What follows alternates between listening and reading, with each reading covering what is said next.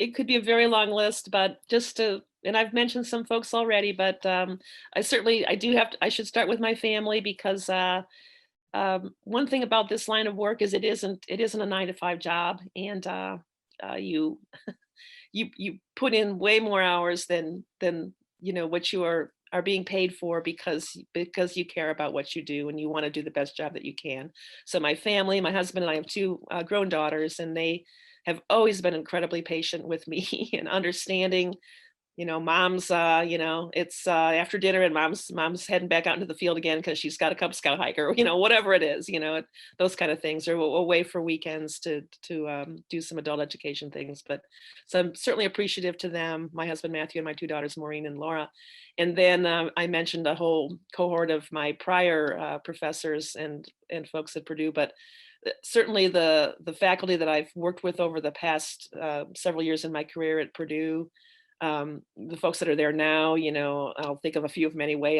Dr. Barney Dunning and Dr. Rod Williams, and I've worked a little bit with Ruben Goforth and others. There's been so many folks at FNR that have continued to either answer my call when I've asked them to serve as presenters for things, or provide adult education opportunities, or asked me to do some things with their students. And so I've really appreciated that opportunity to continue to have that connection with Purdue FNR over the years. Megan Gunn has been absolutely wonderful working with the Students for Environmental Education group at Purdue and some other initiatives there. So those folks, and then in terms of the collaborative connections I've made over the course of my career with innumerable educators with the soil and water conservation districts in our state, fellow naturalists throughout the state in the DNR or in county or city or other local parks.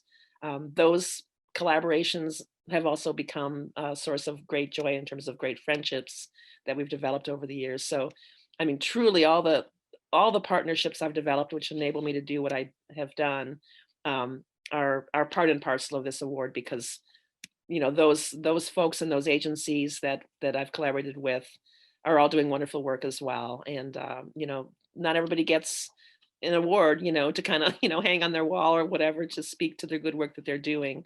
But there's just innumerable professionals doing work like this day after day after day, and they're making a difference and making an impact. And I just sort of give a shout out to all those amazing people, and to the students up and coming that I've met and talked with that I know are seeking a path, in this direction. I think they're going to do awesome, wonderful work as well. And I'm looking forward to see what energy and passion they're going to bring to this field as well.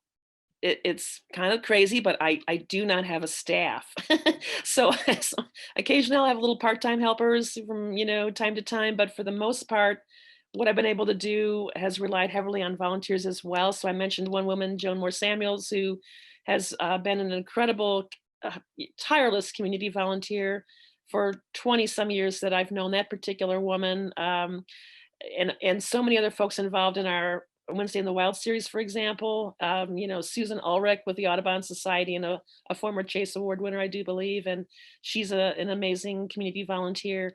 And then we have a group of 50 volunteers, approximately, community volunteers who staff the Nature Center at the Battlefield, and also at the Lilly Nature Center, Celery Bog Nature Center as well, that I have overseen and administered over the years.